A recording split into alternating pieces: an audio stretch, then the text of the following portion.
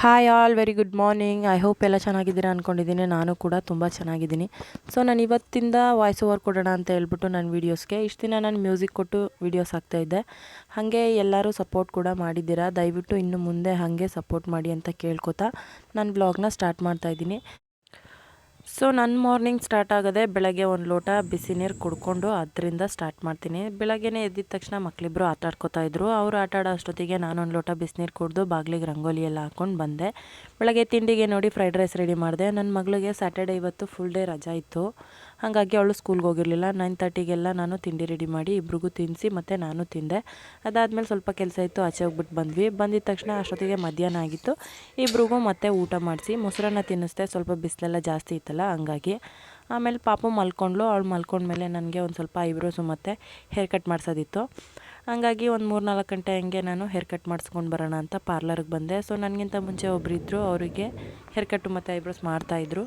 So ನಾನು weight ಮಾಡಿ ಅಷ್ಟೊತ್ತಿಗೆ ನನಗೂ ಆಯಿತು ಹೇರ್ ಕಟ್ ಮಾಡಿಸಿದ್ಮೇಲೆ ನೋಡಿ ಹಿಂಗೆ ಕಾಣಿಸ್ತಾಯಿತ್ತು. ಹೇಗಿದೆ ಅಂತ ಕಮೆಂಟ್ ಮಾಡಿ.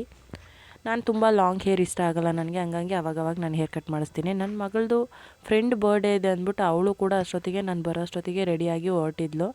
ನಾನು ಬರಬೇಕಾದ್ರೆ ಹಾಗೆ ವೆಜಿಟೇಬಲ್ಸ್ ತೊಗೊಂಡು ಬಂದೆ. ಯಾಕೆಂದರೆ ಮನೆಯಲ್ಲಿ ಒಂದು ಸ್ವಲ್ಪ ಹಕ್ಕ ನೂಡಲ್ಸ್ ಇತ್ತು, ಅದನ್ನು ಮಾಡ್ಕೊಂಡು ತಿನ್ನೋಣ ಅಂತ ಹೇಳ್ಬಿಟ್ಟು. ಹೊರಗಡೆ ನೂಡಲ್ಸ್ ಎಲ್ಲ ಏನು ತಿನ್ನೋಕೆ ಹೋಗೋದು ಅಂತ ಹೇಳ್ಬಿಟ್ಟು ನಾನು ಮನೇಲೇ ಮಾಡಿಕೊಂಡೆ ಇವತ್ತು.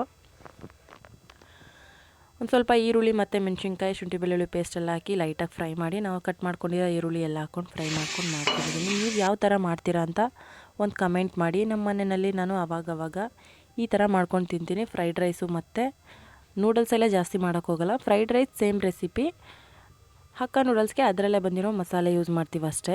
ಅದಕ್ಕೋಸ್ಕರ ಸ್ವಲ್ಪ ರೆಡ್ ಚಿಲ್ಲಿ ಮತ್ತು ಗ್ರೀನ್ ಚಿಲ್ಲಿ ಸಾಸ್ ಎಲ್ಲ ಯೂಸ್ ಮಾಡಿದ್ದೀನಿ. ಸ್ವಲ್ಪನೇ ಒಂದು ಕಾಲು ಸ್ಪೂನಷ್ಟು, ಜಾಸ್ತಿ ತೊಗೊಂಡಿಲ್ಲ. ಎಲ್ಲನೂ ಮಿಕ್ಸ್ ಮಾಡ್ಕೊಂಡು ಚೆನ್ನಾಗಿ ಹಕ್ಕ ನೂಡಲ್ಸ್ ಜೊತೆ ಬಂದಿರೋ ಸ್ವಲ್ಪ ಪೌಡರ್ ಇರುತ್ತಲ್ಲ ಅದನ್ನು ಕೂಡ ಮಿಕ್ಸ್ ಮಾಡಿ ಮಸಾಲೆ ಹಾಕಿ ಫೈನಲಿ ರೆಡಿ ಆಯಿತು. ನಾವು ಎಲ್ಲ ತಿಂದ್ಕೊಂಡು ಆರಾಮಾಗಿ ಸಂಜೆ ಕಳೀತು. ಸಂಜೆ ಊಟಕ್ಕೆ ರೆಡಿ ಮಾಡೋ ಅಷ್ಟೊತ್ತಿಗೆ ನನಗೆ ವೀಡಿಯೋ ಮಾಡ್ಕೊಳ್ಳೋಕ್ಕೆಲ್ಲ ಆಗಲಿಲ್ಲ, ಹಂಗಾಗಿ ಅದನ್ನೆಲ್ಲ ಮಾಡಲಿಲ್ಲ. So thank you for watching ಅಂತ ಕೇಳ್ಕೊತಾ, ದಯವಿಟ್ಟು ನನ್ನ ಚಾನಲ್ನ ಎಲ್ಲರೂ ಕೂಡ ನೋಡ್ತಾ ಇದ್ದೀರಾ, ಆದರೆ ಯಾರೂ ಲೈಕ್ ಮಾಡ್ತಾಯಿಲ್ಲ. ದಯವಿಟ್ಟು ಲೈಕ್ ಮಾಡಿ, ಸಬ್ಸ್ಕ್ರೈಬ್ ಮಾಡ್ಕೊಳ್ಳಿ, ನಮಗೂ ಒಂದು ಪ್ರೋತ್ಸಾಹ ಅಂತ ಕೊಡಿ ಅಂತ ಕೇಳ್ಕೊತಾ ಥ್ಯಾಂಕ್ ಯು ಆ್ಯಂಡ್ ಬಾಯ್.